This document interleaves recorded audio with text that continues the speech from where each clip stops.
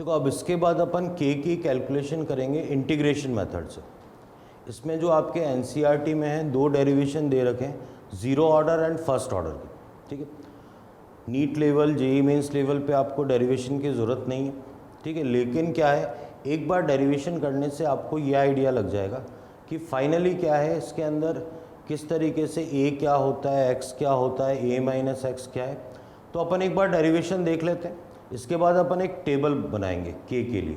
तो आपको तो डायरेक्टली वो क्या करना है, वो टेबल ही याद करनी है, पर एक बार आपको डेरिवेशन पता होना चाहिए। तो अपना जो हेडिंग है वो है कैलकुलेशन ऑफ के bye integration method, bye integration method.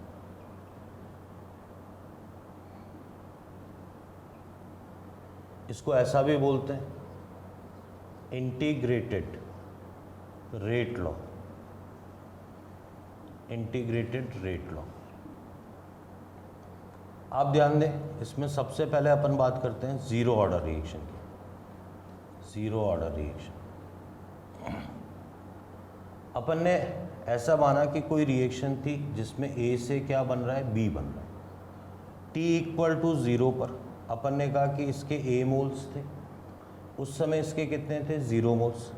T is equal to किसी एनी टाइम टी पे लिया तो मान लो इसमें से एक्स मोल का डिसोसिएशन हो गया, तो अकॉर्डिंग टू स्टोइशियोमेट्री इसके वन मोल से वन मोल बनता है, तो इसका कितना बनेगा, एक्स मोल बनेगा। तो इसने कहा कि भाई सबसे पहले तो आप ये देख लें, बड़ा आसान सा, रिएक्टेंट जो ए था उसकी कंसंट्रेशन टी टाइम के बाद कितनी रह गई, ए माइनस एक्स। मुझे पता है आर को जो लिखा जाता है वो कैसे लिखा जाता है, minus D A by D T लिखा जाता है, या फिर आर को ऐसा भी लिखते हैं अपन, प्लस में लिखेंगे तो आप क्या लिखोगे, D B by D T लिखोगे।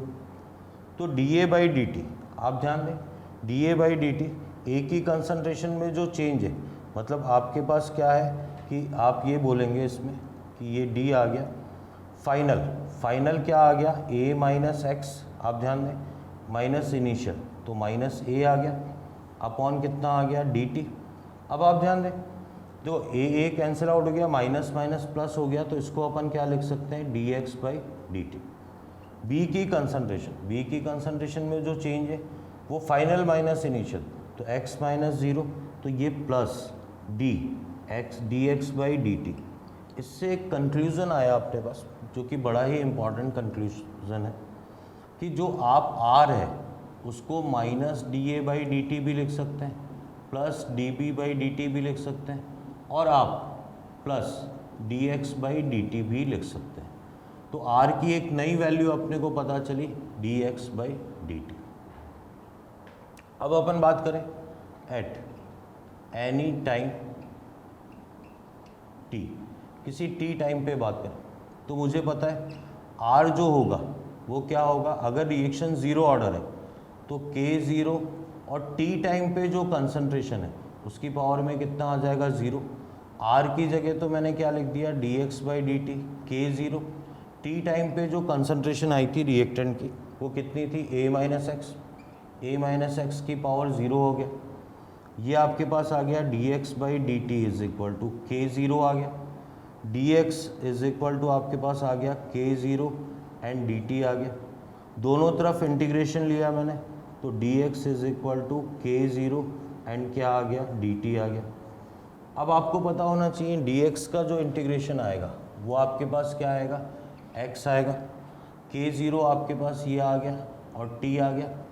इंटीग्रेशन में एक कांस्टेंट दोनों तरफ आता है जिसका कॉमन कांस्टेंट मैंने किस तरफ लिख दिया, इस तरफ लिख दिया, तो एक तो अपने पास ये वैल्यू आ गई। अब मुझे पता है वी नो, मुझे पता है मेरे को c की वैल्यू, इस कांस्टेंट की वैल्यू कैलकुलेट करनी। मुझे पता है कि t इक्वल टू ज़ीरो पे, ज़ीरो टाइम पे, आप देखें ज़ीरो टाइम पे क्या कोई डिसोसिएशन हुआ था, नहीं हुआ था, तो x की वैल्यू कितनी आ जाएगी, ज़ीरो। ये वैल्यू यहाँ रखेंगे तो इससे जो कंक्लूज़न आएगा c की वैल्यू भी ज़ीरो आ गई। तो ज़ीरो ऑर्डर के लिए एक फार्मूला तो आपके पास ये आ गया, x is equal to K zero T, ठीक है। या फिर अपन बोलें के ज़ीरो की जो वैल्यू आ गई आपके पास क्या आ गई, x बाई टी आ गई। तो ये आपके पास फर्स्ट नंबर फार्मूला आ गया जो अपना मेन एम था किसकी वैल्यू कैलकुलेट करना, के की वैल्यू, रेट कांस्टेंट की वैल्यू, तो वो ये आ गई, ठीक है। फिर अपन बात करें, एक वर्ड आएगा टी हाफ।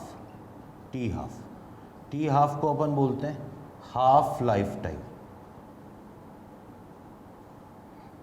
टी हाफ क्या होता है, जब डिसोसिएशन कितना हो जाता है, जो डिसोसिएशन की वैल्यू है टी हाफ पर क्या होगा, एक्स, जो डिसोसिएशन होगा वो इनिशियल का कितना हो जाएगा, a/2 इनिशियल का आधा हो जाएगा।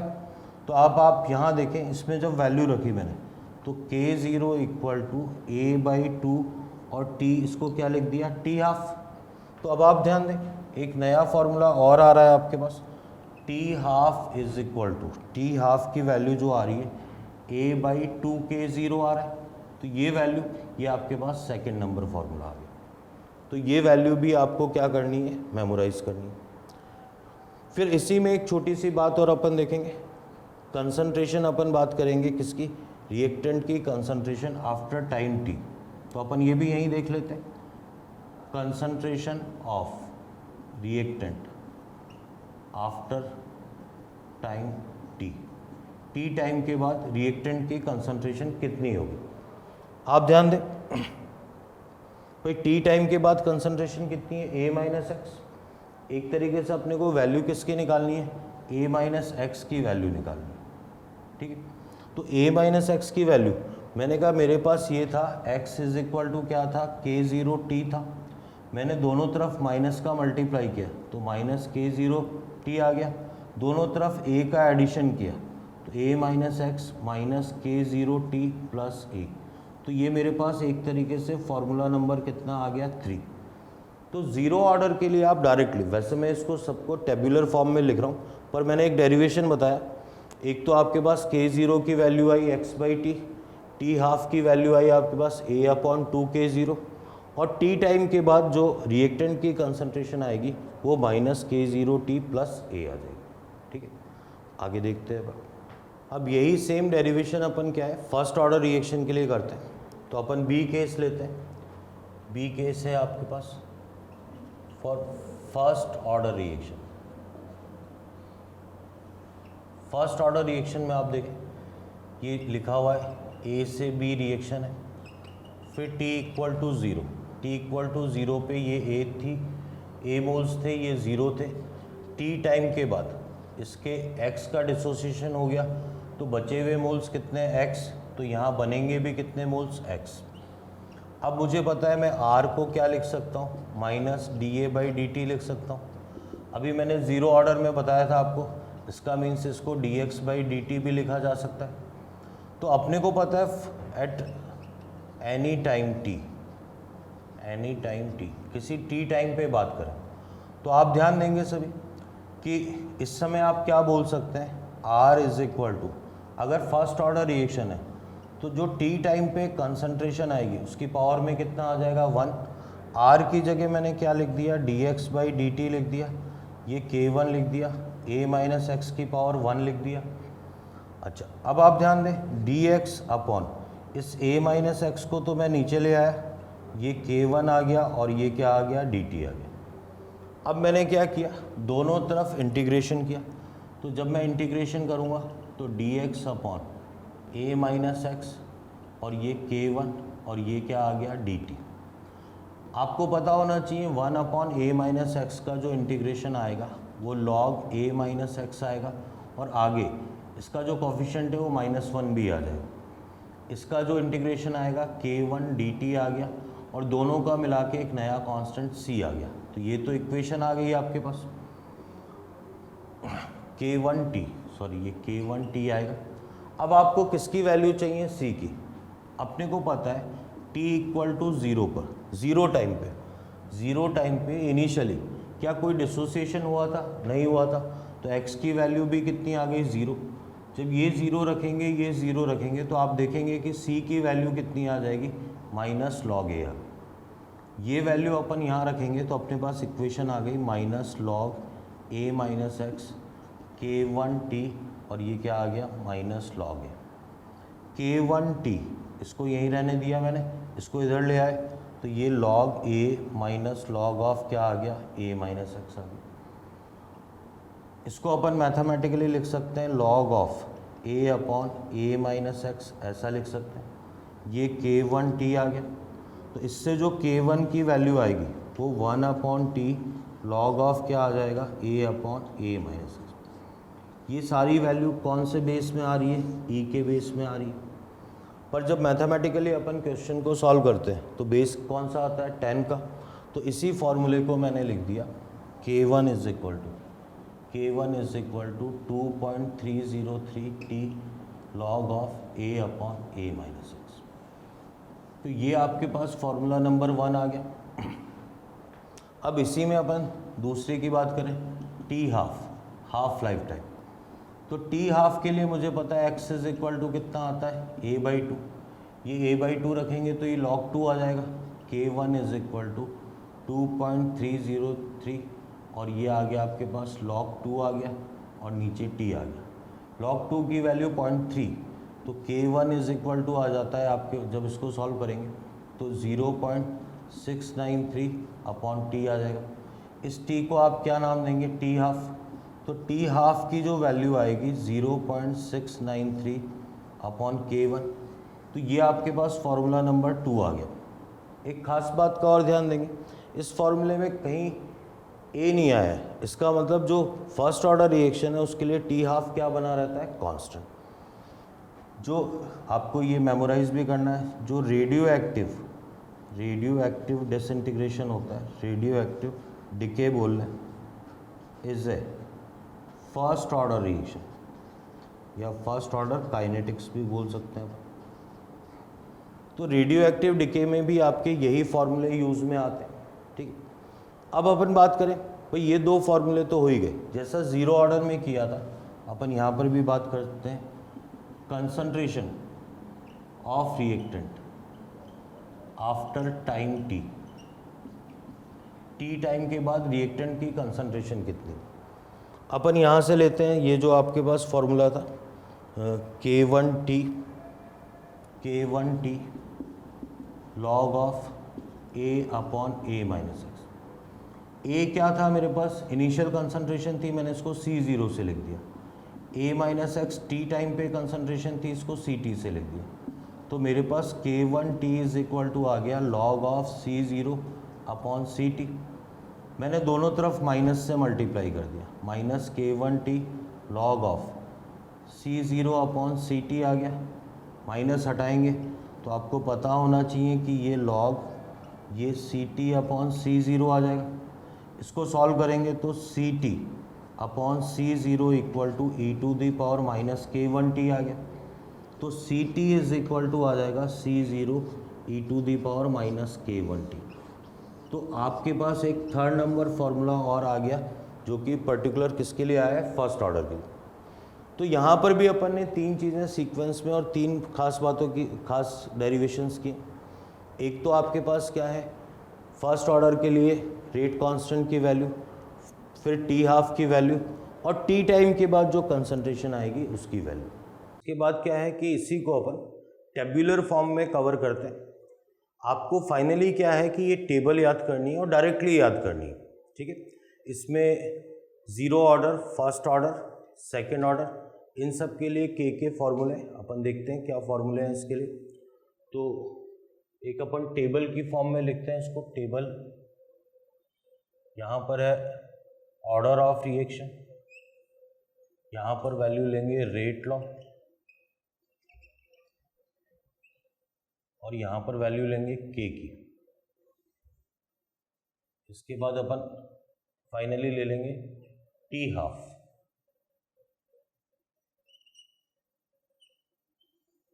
तो इस टेबल को कंप्लीट करते हैं। आप देखें, सबसे पहले ज़ीरो ऑर्डर की बात करें तो रेट लॉ होगा k0 और कंसंट्रेशन की पावर में 0, तो R इज इक्वल टू किसके इक्वल आ जाएगा, k0 के। अब बात करें अपन किसके लिए, k0 का फॉर्मूला क्या होगा, तो x/t होगा k0 का फॉर्मूला। अगर अपन को t टाइम पे कंसंट्रेशन चाहिए तो a minus x is equal to minus k0t plus a। तो इस कैटेगरी में आपके पास ये दो फॉर्मूले आ जाए। अब बात करते हैं अपन फर्स्ट ऑर्डर की। तो आप देखिए फर्स्ट ऑर्डर में क्या आएगा, r इज इक्वल टू के ए की पावर में 1 आएगा, और k1 का जो फॉर्मूला आएगा 2.303 upon T and log of a upon a minus x, एक फॉर्मूला ये आ गया। अगर अपन बात करें सी टी टाइम पे कोई कंसंट्रेशन है तो C0 a to the power minus k1t, ये फॉर्मूला आ जाएगा आपके पास। अब अपन बात करते हैं सेकेंड ऑर्डर की, तो सेकेंड ऑर्डर के लिए जो फॉर्मूला आएगा k कंसंट्रेशन की पावर में कितना आ जाएगा 2, और जो k2 की वैल्यू आएगी आपके पास 1 upon T 1 upon a minus x minus 1 upon a, ये वैल्यू आ जाएगी आपके पास। अगर अपन nth ऑर्डर की बात करें तो nth ऑर्डर में जो रेट लॉ आएगा वो k a की पावर में कितना आ जाएगा, n आ जाएगा। k n का जो फॉर्मूला आएगा 1 अपॉन ये पहले n माइनस 1 t आ जाएगा, फिर 1 अपॉन a माइनस एक्स की पावर में n माइनस 1 आ जाएगा, माइनस 1 अपॉन a की पावर में भी n माइनस 1 आ जाएगा। वैसे ज़रूरत नहीं पड़ेगी nth ऑर्डर की आपको, फिर भी तो अब फाइनली ये 1 नंबर फार्मूला, ये 2 नंबर फार्मूला, ये 3 नंबर, ये 4 नंबर, ये 5 नंबर, तो ये 5 फार्मूलाज आपको डायरेक्टली याद होने चाहिए। अपन न्यूमेरिकल में डायरेक्टली यूज़ में लेंगे, इसमें कोई ज़रूरत नहीं है, अपने को पता है zero order, first order, second और nth ऑर्डर के लिए यही फार्मूला होगा। अब अपन बात करें टी हाफ की, तो T half is equal to, अगर ज़ीरो ऑर्डर की बात करें तो a अपॉन 2k0, ये फार्मूला आ जाएगा आपके पास। अगर फर्स्ट ऑर्डर की बात करें तो 0.693 अपॉन k1, ये फार्मूला आ जाएगा। इसका मतलब यहाँ पर जो टी हाफ आ रहा है वो वैल्यू आपके पास क्या है, कांस्टेंट वैल्यू है। सेकेंड ऑर्डर की बात करें तो टी हाफ का फॉर्मूला 1 अपॉन ak2 आएगा, ये भी आपको डायरेक्टली याद करना है। nth ऑर्डर के लिए आप केवल ये याद करेंगे कि T half proportional to a to the power 1 minus n होगा। तो अब देखिए 5 के बाद ये फॉर्मूला 6 नंबर, ये फॉर्मूला 7 नंबर, ये फॉर्मूला 8 नंबर और ये फॉर्मूला 9 नंबर। तो इस टेबल में जो 9 फार्मूलाज हैं आपको डायरेक्टली याद करना है। तो ये फॉर्मूले हैं जिसमें कि आपका k की वैल्यू है, टी हाफ की वैल्यू है, और जो अपन एग्जामिनेशन लेवल की बात करें तो zero order, first order, second order बिल्कुल पूछे जा सकते हैं। आगे बढ़ते हैं। तो इस टेबल को याद करने के बाद अपन सबसे पहले कुछ ग्राफिकल चीज़ें देखते हैं, फिर ग्राफ पे के बिहाफ पर जो क्वेश्चंस है वो भी देखेंगे। तो सबसे पहले आप देखें, अपन बात करते हैं फर्स्ट केस, ए केस की बात करते हैं। अपन लेते हैं इसके अंदर zero order reaction, zero order reaction. मुझे पता है कि अगर कोई रिएक्शन ए से बी है तो जो आर का फॉर्मूला आता है मेरे पास रेट ऑफ रिएक्शन का, एक तो मैं minus D A by D T लिख सकता हूँ, एक में लिख सकता हूँ D B by D T, और एक लिख सकता हूँ मैं D X by D T. मुझे पता है R is equal to zero order के लिए जो फॉर्मूला आएगा ए की power 0 equal to k0 equal to constant. तो जो रेट ऑफ रिएक्शन है वो आपकी क्या बनी रहेगी, कांस्टेंट बनी रहेगी। तो अगर आपको dx बाई dt और कंसंट्रेशन के बीच में ग्राफ पूछा गया है तो आपको पता होना चाहिए ये तो रेट हो गया, रेट क्या बना रहेगा, कांस्टेंट, तो ग्राफ ऐसा आएगा। ठीक है, तो फर्स्ट नंबर अपन ने इसके अंदर फर्स्ट नंबर ग्राफ लिया। इसी में अगर dx by dt with time, अगर आपके पास टाइम के साथ भी पूछा गया है तो अपने को पता है कि रेट तो बिल्कुल कांस्टेंट बनी हुई है, तो dx बाई dt क्या बना रहेगा, कांस्टेंट बना रहेगा। तो पहला ग्राफ है कि dx बाई dt बोल लें, D minus D A by D T बोल लें, रेट बोल लें, rate with concentration with time क्या बनी रहेगी, ज़ीरो ऑर्डर के लिए कांस्टेंट बनी रहेगी। अब अपन बात करते हैं इसी में सेकंड रिलेशन। तो सेकंड रिलेशन आपके पास आता है k0 equal to X by T, तो x इज इक्वल टू क्या आ गया, k0t। ठीक, अगर अपन देखें तो ए से बी t इक्वल टू 0 पे ये a था, ये 0 था, t equal to any t time पे ये a माइनस एक्स था और ये कितना था, x था। तो एक तरीके से b बोलें या जो प्रोडक्ट की कंसंट्रेशन है वो आपके पास क्या आ रही है, प्रोडक्ट की कंसंट्रेशन कितनी आ रही है, x आ रही है। तो जो प्रोडक्ट की कंसंट्रेशन x है वो विद टाइम क्या हो रही है, लीनियरली इंक्रीज हो रही है। तो आप ऐसा बोल सकते हैं, आप ध्यान देना, अगर ग्राफ x और t के बीच में पूछा हुआ है तो no doubt graph straight line आ जाएगा और m की वैल्यू किसके इक्वल आ जाएगी, k0। हाँ, बड़ी इंपॉर्टेंट सी बात है कि यहाँ पर जो b मतलब प्रोडक्ट की कंसंट्रेशन है विद टाइम कैसे इंक्रीज हो रही है, लीनियरली। ये केवल 0 ऑर्डर में ही होगा कि प्रोडक्ट की कंसंट्रेशन लीनियरली इंक्रीज होगी और रिएक्टेंट की कंसंट्रेशन लीनियरली डिक्रीज होगी। इसको और बेटर समझते हैं अपन, इसको अपन फर्स्ट नेम दे देते हैं, इसी का सेकंड केस की बात करते हैं अपन, सेकंड नंबर। तो अपन ये कह रहे हैं अपने पास एक रिलेशन है a minus x is equal to minus k0t plus a। आपको पता होना चाहिए a माइनस एक्स किसकी कंसंट्रेशन है, रिएक्टेंट की किसी t टाइम पे। तो अगर ग्राफ अपन a minus X versus time के बीच में अगर अपन ग्राफ खींचते हैं तो ये जो ग्राफ आएगा ऐसा आएगा और m की वैल्यू कितनी आएगी, माइनस k0। इन दोनों ग्राफ की बड़ी इंपॉर्टेंस है, ठीक है। तो अपन ऐसा बोल सकते हैं in zero order reaction the concentration of reactant decreases linearly with time and concentration of product increases linearly with time। तो ये बड़ी ही इंपॉर्टेंट बात आ रही है अपने पास। अकेला केवल 0 ऑर्डर रिएक्शन ही ऐसी होती है जिसमें जो कंसंट्रेशन है वो लीनियरली इंक्रीज या डिक्रीज होती है। मतलब जब अपन ए और बी की मतलब कंसंट्रेशन के ग्राफ की बात करेंगे विद टाइम, तो आप ध्यान देंगे ए की कंसंट्रेशन में लीनियर डिक्रीज आएगा और बी की कंसंट्रेशन में जो इंक्रीज आएगा वो कैसा इंक्रीज आएगा, लीनियर इंक्रीज आएगा। कंटिन्यूस करते हैं, इसमें ध्यान दें आप। मान लो आपको ये रिएक्शन दे रखी है NH3 से N2 प्लस 3H2, ये रिएक्शन दे रही है, गैसियस रिएक्शन, और आपको बता रखा है 0 ऑर्डर रिएक्शन।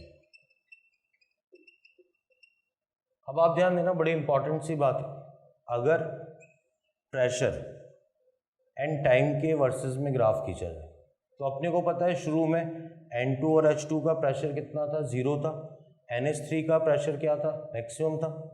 लेकिन विद टाइम NH3 का प्रेशर, जो बात अपने को पता है PV is equal to NRT होता है, तो P is equal to N/V/RT हो जाएगा, P is equal to CRT हो जाएगा, P प्रोपोर्शनल टू कंसंट्रेशन हो जाएगा।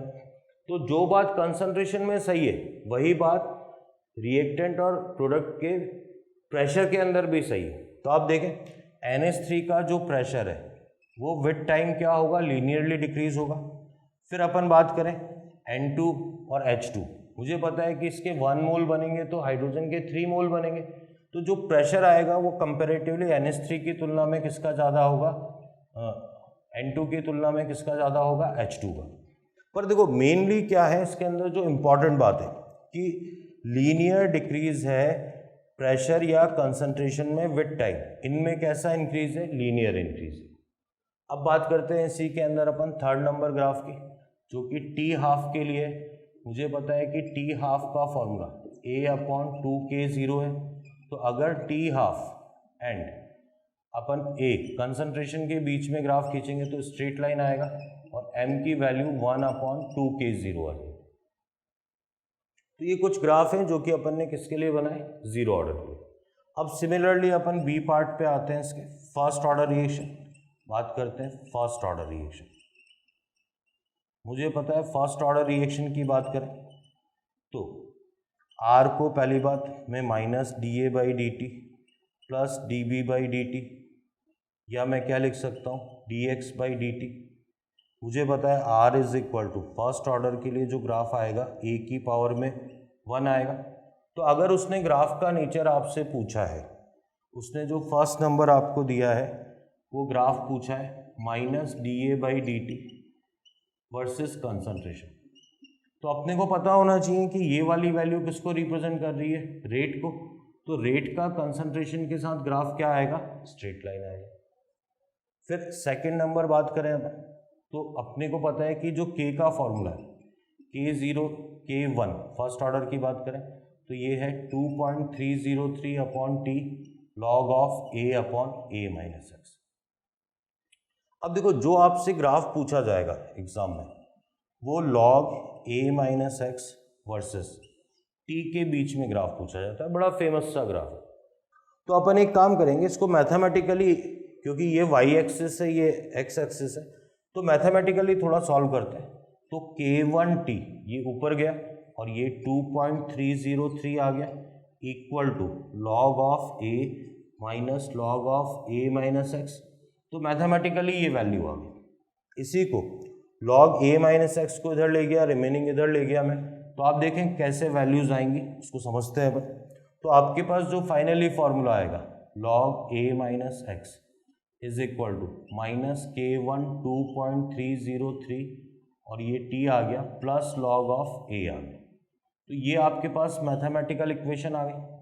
अब आप देखें ये वाली वैल्यू तो क्या हो गई, स्लोप हो गई।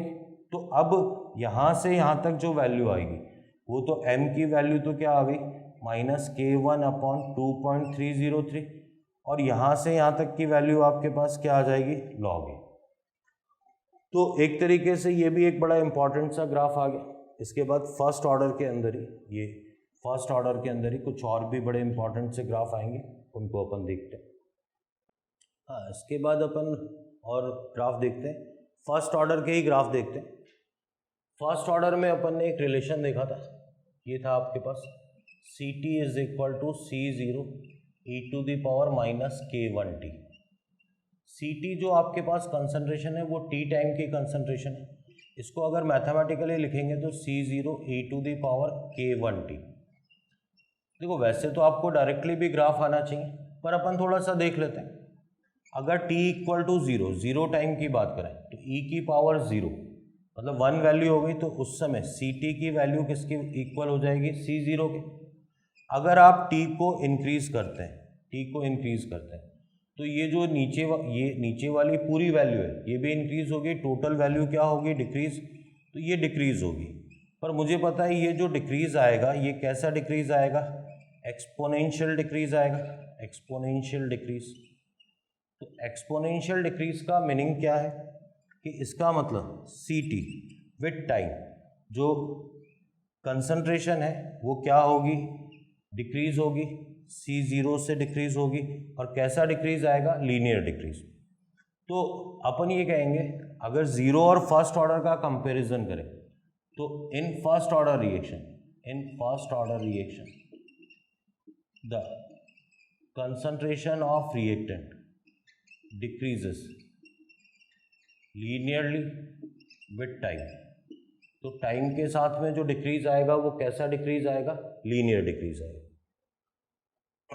अब आप देखें, इसीलिए अगर मान लो A से B कोई रिएक्शन है तो कंसंट्रेशन वर्सेस टाइम के बीच में ग्राफ खींचा जाएगा।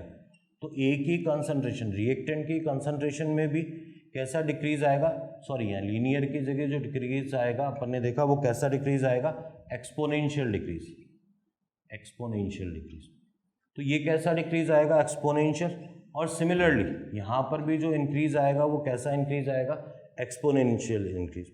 आप इस बात पे खास तौर से ध्यान दें, जीरो ऑर्डर के लिए जब डिक्रीज आया था तो वो लीनियर डिक्रीज था, और अगर प्रोडक्ट की कंसंट्रेशन में इंक्रीज आया था तो वो लीनियर इंक्रीज था।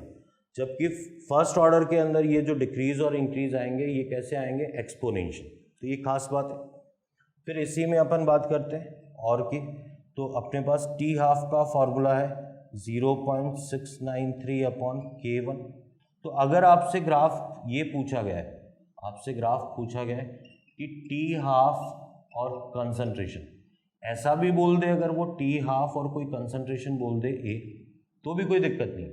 तो अपने को पता है कि टी हाफ क्या बना रहेगा, कांस्टेंट बना रहेगा। तो टी हाफ और कंसंट्रेशन के बीच में ऐसा ग्राफ आएगा। अपन आते हैं और सी बात करते हैं अपन सेकेंड ऑर्डर रिएक्शन की। सेकेंड ऑर्डर रिएक्शन, तो सेकेंड ऑर्डर रिएक्शन में अगर सबसे पहले आर की बात करें तो K2 ए की पावर में कितना आ जाएगा 2। तो अब आप ध्यान दें, अगर आपसे ग्राफ ये पूछा गया है dx/dt, मतलब ये rate of reaction versus A, मुझे पता है कि ये जो ग्राफ आना चाहिए, अगर पावर में सेम पावर होता, ये 1 है और ये भी 1 होता तो लीनियर ग्राफ आता। पर क्योंकि अब पावर किसकी कम है, dx/dt की पावर कम है, तो इस ग्राफ का नेचर जिस तरफ पावर कम है उस तरफ थोड़ा झुका हुआ आएगा। तो ये जो ग्राफ है वो कुछ ऐसा बन जाएगा। आगे देखते हैं अपन सेकेंड नंबर। इसी में अगर वो बाई चांस dx/dt और a की पावर 2 के बीच में ग्राफ है तो ये डायरेक्टली प्रोपोर्शनल हो गए, तो आपका ग्राफ कैसा आ जाता, स्ट्रेट लाइन। आप ध्यान दें, अभी जो अपन ने ग्राफ की बात करी है उसमें ये बड़ा इंपॉर्टेंट ग्राफ है, Ct is equal to C0 e⁻−k1t। इस ग्राफ की खास बात क्या है कि फर्स्ट ऑर्डर में जो डिक्रीज आएगा कंसंट्रेशन का विद टाइम, वो कैसा डिक्रीज आएगा, लीनियर। एंड टी हाफ और ए, मतलब टी हाफ कंसंट्रेशन पे डिपेंड नहीं करेगा, वो कैसा आएगा आपके पास, स्ट्रेट लाइन कांस्टेंट का ग्राफ आएगा। ठीक है, आगे और ग्राफ देखते हैं। हाँ, इसके बाद सेकंड ऑर्डर में अपन नेक्स्ट ग्राफ देखते हैं। सेकंड नंबर, अपने को पता है कि K2 is equal to 1/T 1/a-x minus 1/a। देखो, जब एग्जाम के हिसाब से देखें अपन तो आपको जो ग्राफ पूछा जाता है 1/a-x वर्सेस टाइम के बीच, तो अपन ने कहा कि इसको इस फॉर्म में बदलते हैं कि ये y में ये वैल्यू आ जाए, तो K2t इज इक्वल टू आपके पास आ जाएगा 1/a-x माइनस 1/a। अब आप ध्यान दें, इसको मैं इधर ले गया, कुल मिला के मैथमेटिकली इसको सॉल्व किया तो आपके पास ये फॉर्मूला आ जाएगा 1/a-x is equal to K2t plus 1/a। ये फॉर्मूला आ गया आपके पास। अगर अब अपन बात करें तो ये ग्राफ क्या आ रहा है, लीनियर ग्राफ आ रहा है। y is equal to mx plus c से अपन अगर कंपैरिजन करते हैं तो स्लोप की वैल्यू आप देखें, यहाँ से यहाँ तक ये वैल्यू तो आपके पास कितनी आ गई 1/a, ये इंटरसेप्ट आ गया, और यहाँ से यहाँ तक की जो स्लोप की वैल्यू आ जाएगी वो किसके इक्वल आ जाएगी, K2 के इक्वल आ जाएगी। तो ये भी एक बड़ा इंपॉर्टेंट सा ग्राफ है। इसके बाद अपन इसी में थर्ड नंबर टी हाफ के ग्राफ की बात करते हैं। तो T half is equal to 1/a/K2, ये वैल्यू होती है। अगर आपसे ग्राफ पूछा हुआ है टी हाफ वर्सेस ए के बीच में, तो ये जो ग्राफ आएगा अपने को पता है इन्वर्सली प्रोपोर्शनल का ग्राफ ऐसा आता है। पर अगर उसने टी हाफ और a की पावर -1, तो मुझे पता है कि ये ग्राफ क्या हो जाएगा, स्ट्रेट लाइन हो जाएगा, और m की वैल्यू कितनी आ जाएगी 1/K2 आ जाएगी। तो ये आपके पास कुछ ग्राफिकल क्वेश्चंस आएंगे। ठीक है, अपन ने 0 से लेके सेकेंड ऑर्डर तक में जो डिफरेंट टाइप के ग्राफ्स बनने थे उनकी बात कर ली। अब आप देखें क्वेश्चंस कैसे पूछे जाते हैं ग्राफ पर। तो क्वेश्चंस देखो, क्वेश्चन नंबर 1 बड़ा ही इंपॉर्टेंट क्वेश्चन है, आप ध्यान देना। आपको दे रखा है a से b दे रखा है, फिर आपको दे रखा है x वर्सेस t में ग्राफ दे रखा है ऐसा। Then give the graph of dx/dt and t, आपसे ये पूछा गया। आप देखें इसको सॉल्व कैसे करेंगे। 4 ऑप्शन की फॉर्म में दे रखा है, किसी में स्ट्रेट लाइन, किसी में कांस्टेंट, किसी में पैराबोलिक, हाइपरबोलिक, ऐसे ग्राफ दे रखे। तो ऑर्डर ऑफ रिएक्शन इसने कहीं नहीं दे रखा। बड़ी इंपॉर्टेंट सी बात है कि मैंने x proportional to t, x किसकी कंसंट्रेशन होती है, प्रोडक्ट की, और विद टाइम प्रोडक्ट की कंसंट्रेशन लीनियरली इंक्रीज हो रही है। बड़ा इंपॉर्टेंट सी बात है, ये जो प्रोडक्ट की कंसंट्रेशन में लीनियर इंक्रीज आता है, ये केवल और केवल कौन से ऑर्डर के लिए आता है, 0 ऑर्डर के लिए। तो इससे मुझे पता चल गया कि रिएक्शन कौन से ऑर्डर की है, 0 ऑर्डर की है। ये आर और टी के बीच में, आर और टी में मेरे पास कोई रिलेशन नहीं था, पर मुझे पता है आर इज इक्वल टू क्या होता है, के ज़ीरो ए की पावर ज़ीरो, तो आर इज इक्वल टू क्या हो जाएगा, के ज़ीरो इक्वल टू क्या हो जाएगा, कांस्टेंट। तो रेट क्या हो जाएगी, कांस्टेंट हो जाएगी। रेट कांस्टेंट बनी हुई है तो रेट कांस्टेंट विद टाइम भी बनी रहेगी। तो अब जब अपन dx बाई डी टी मतलब रेट वर्सेस टाइम में ग्राफ खींचेंगे तो ये स्ट्रेट लाइन आएगा, यही आपका क्या आ जाएगा, आंसर आ जाएगा। तो बड़ा ही इंपॉर्टेंट सा क्वेश्चन। पहले अपन ने क्या आइडेंटिफाई किया, x वर्सेस t से पता किया कि ये कौन से ऑर्डर की रिएक्शन है, जीरो ऑर्डर। फिर जीरो ऑर्डर के जो कैरेक्टरिस्टिक्स है उससे अपने को पता चला कि रेट क्या बना रहेगा, dx by D T means rate क्या बना रहेगा, कांस्टेंट। तो ये ग्राफ आ जाएगा। ओके, आगे देखते हैं फिर। हाँ, इसी में अपन आगे देखते हैं। इसी में क्या है, सेकंड नंबर क्वेश्चन आपको ये दे रखा है कि अच्छा क्वेश्चन है ये भी, आप ध्यान देना। If reactions are zero order, first order, second order and half order reactions, then identify the order of reaction with help of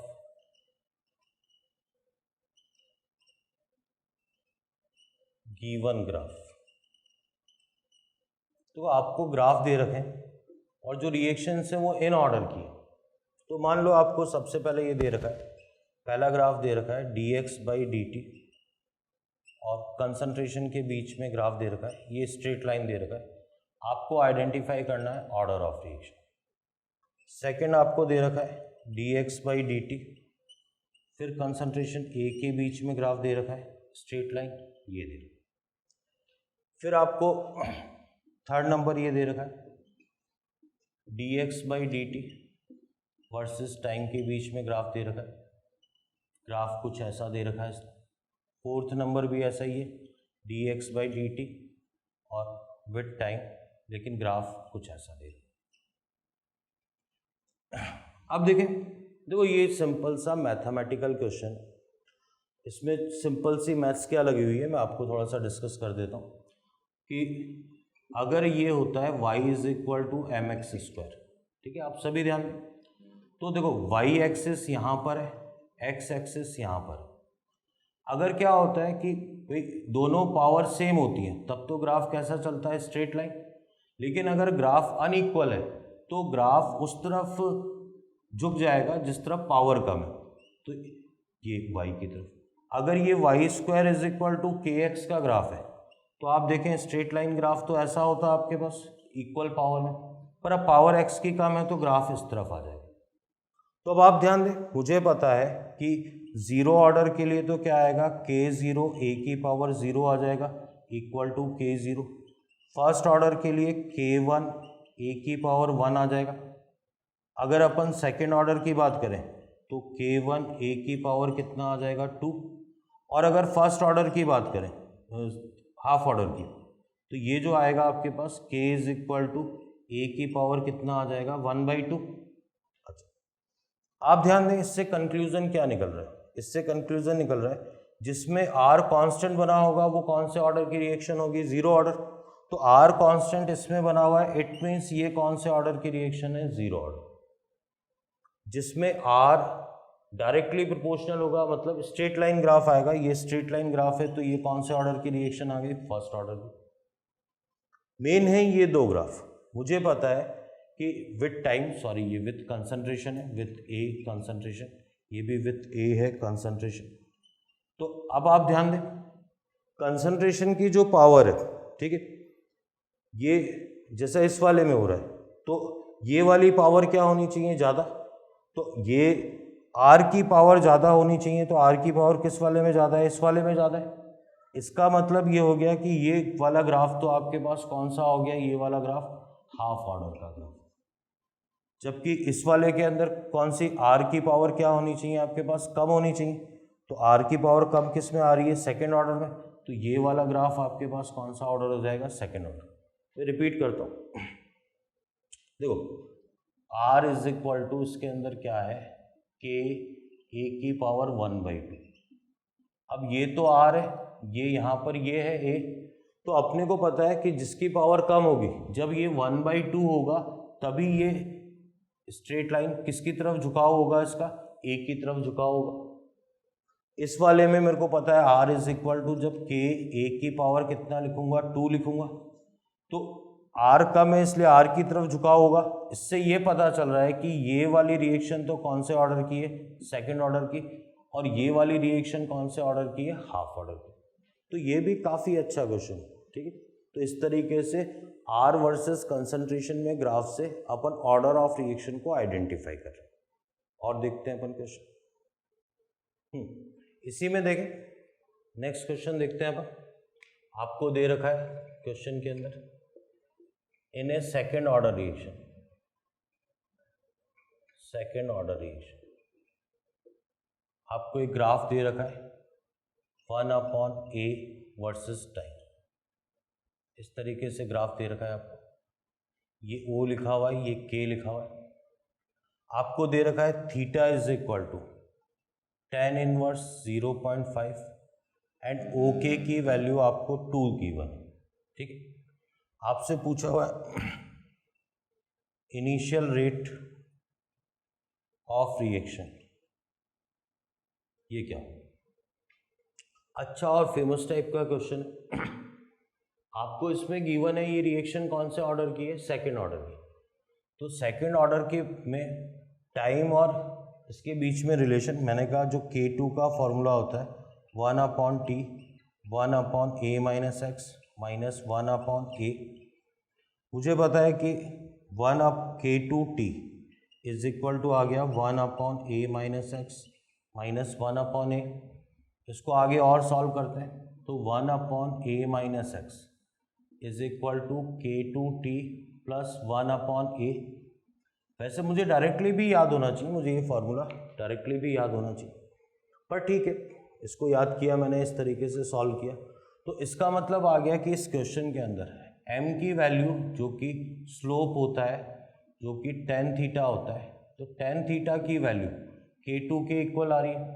मुझे पता है कि K2 is equal to tan, और थीटा की वैल्यू मैंने ले ली tan इनवर्स 0.5। तो आप देखें K2 की वैल्यू तो कितनी आ जाएगी 0.5, तो रेट कांस्टेंट की वैल्यू कितनी आ गई 0.5। अब मुझे पता है इसका जो इंटरसेप्ट है उससे मैं सॉल्व कर रहा हूँ, जो कि 1/a है, ये किसके इक्वल आ गया 2 के, तो a इज इक्वल टू 1/2, ये भी आपके पास कितना आ गया 0.5 आ गया। मेरे पास k की वैल्यू आ गई, a की वैल्यू आ गई, इनिशियल a अपने पास क्या था, इनिशियल कंसंट्रेशन। अब इसने क्वेश्चन में क्या पूछा हुआ है, इनिशियल रेट पूछा हुआ है। इनिशियल रेट मींस r की वैल्यू पूछी। मुझे पता है r इज इक्वल टू, क्योंकि ये सेकेंड ऑर्डर रिएक्शन है, तो a की पावर में कितना आ जाएगा 2। K2 की वैल्यू मैंने यहाँ से ले ली, K2 की वैल्यू यहाँ से 0.5, तो ये 0.5 आ जाएगा। a की वैल्यू की बात करें तो ये भी 0.5 आ चुका है, तो 0.5 का क्या आ गया, स्क्वायर आ गया। तो इसको सॉल्व करने पे अपने पास क्या आ जाएगा, रेट, और किसी यूनिट की बात नहीं कर रहा है तो मोलरिटी इनटू सेकंड इनवर्स में आपका रिजल्ट आ जाएगा। तो इस तरीके से इसको सॉल्व करना है, आगे और देखते हैं। हाँ, अब अपन देखते हैं न्यूमेरिकल्स ऑन पहले फर्स्ट ऑर्डर रिएक्शन, जो कि बड़ा इंपॉर्टेंट है। अपन इस कैटेगरी में जो न्यूमेरिकल्स की बात कर रहे हैं वो जीरो ऑर्डर, फर्स्ट ऑर्डर और सेकेंड ऑर्डर की बात करेंगे। सबसे पहले अपन जो कि सबसे इंपॉर्टेंट है वो फर्स्ट ऑर्डर रिएक्शन है। तो फर्स्ट ऑर्डर रिएक्शन में क्या क्या आपको पता होना चाहिए, उन सब का डिस्कशन करते हैं, और कैसे न्यूमेरिकल्स पूछे जाते हैं उनका भी डिस्कशन करते हैं। तो अपन सबसे पहले लिखते हैं इसके अंदर numericals on first order reaction. तो फर्स्ट ऑर्डर रिएक्शन में न्यूमेरिकल की बात करते हैं। आपको जो फॉर्मूले डायरेक्टली याद होने चाहिए, K1 इज इक्वल टू 2.303। अब मैंने थोड़ी इजीनेस के लिए 2.3/T और log of a/a minus X, तो ये तो एक फॉर्मूला आ गया आपके पास। फिर आपको फॉर्मूला, इसी फॉर्मूले में अगर t की बात करें, t को इधर ले जाए तो ये फॉर्मूला हो जाएगा 2.3/K and log of a/a minus x. ये फॉर्मूला आ गया आपके पास। अब आप ध्यान दें, टी हाफ की बात करें अपन तो जो फॉर्मूला आएगा 0.693 अपॉन क्या फॉर्मूला आ जाएगा K1। कुछ बातें आपको बिल्कुल ढंग से क्लियर होनी चाहिए। एक को अपन क्या बोल रहे हैं यहाँ पर, इनिशियल कंसंट्रेशन बोल रहे हैं। इनिशियल कंसंट्रेशन का मतलब है जीरो टाइम पे कंसंट्रेशन, या जब जहाँ से भी अपन ने रिएक्शन रीड करनी शुरू करी। आप अभी एक बार ए जीरो टाइम पे कंसंट्रेशन है, सी जीरो लिख सकते हैं अपन, कई बार एन जीरो भी लिख देते हैं। अब बात करें अपन ए माइनस एक्स की, तो ए माइनस एक्स क्या है, after time T, after time T the remaining concentration. आप रिमेनिंग कंसंट्रेशन बोले या concentration of reactant after time t. तो ए माइनस एक्स को अपन ऐसा भी लिख सकते हैं, ए टी भी लिख सकते हैं, सी टी भी लिख सकते हैं, एन टी भी लिख सकते हैं अपन। और इवन अगर अपन ने इनको तो जीरो से रिप्रेजेंट कर ही दिया तो कई बार केवल ए लिखें, केवल सी लिखें, केवल एन लिखें, तो इससे भी काम चल जाए। तो आपको पता होना चाहिए ए माइनस एक्स टी टाइम के बाद कंसंट्रेशन है। और अगर सही मायनों में एक्स पूछा जाए तो एक्स क्या है आपके पास, quantity of dissociation, quantity of dissociation during time t. तो टी टाइम में जितना डिसोसिएशन हुआ है वो किसकी वैल्यू है, एक्स की वैल्यू। जैसे अपन मान लो ऐसा बोलते हैं, कोई रिएक्शन ए से बी है, आपको बोल रहा है कि 10 मिनट में अगर 70% डिसोसिएशन हुआ है, तो अपन मान लेते हैं कि ए आपके पास 100 था, तो एक्स कितना हो गया, 70 हो गया, और ए माइनस एक्स कितना हो जाएगा आपके पास, 30 हो जाएगा। ठीक। अगर मान लो इसी क्वेश्चन में ये बोलता है ए से बी कि 10 मिनट में, इन 10 minute concentration of A remains, यहाँ वर्ड है रिमेन्स 70% ऑफ इनिशियल कंसंट्रेशन। अगर 70% रिमेन्स का मतलब इतनी बची हुई है, तो ए अगर आपने 100 ले लिया तो अब आप थोड़ा ध्यान से देखें, ए माइनस एक्स कितना हो जाएगा, 70। कुछ नहीं, ऐसे क्वेश्चन बहुत ही आसान है, सिर्फ आपको लैंग्वेज पे थोड़ा ध्यान देना। बिल्कुल उसी तरीके से है कि भाई मेरे पास 100 रुपीज़ थे, अब मैं उसको दो लैंग्वेज में बोल रहा हूँ कि 10 मिनट बाद मैंने 70 रुपीज़ खर्च कर दिए, तो मेरे पास बचे कितने, 30 रुपीज़। एक मैंने लैंग्वेज में ये बोला कि मेरे पास 10 मिनट बाद 70 रुपीज़ रह गए, तो वो ए माइनस एक्स की वैल्यू ही टोटल एक साथ कितनी आ गई, 70। और आपको लैंग्वेज को थोड़ा ध्यान में रखते हुए ए माइनस एक्स और एक्स पे थोड़ा फोकस्ड रहना है। तो अभी ये सारी बात आपको क्या है, जब अपन एग्जाम्पल लेंगे, क्वेश्चंस लेंगे, तो उससे बिल्कुल समझ में आ जाएगी। तो देखते हैं क्वेश्चंस कैसे करना है, वो देखते हैं।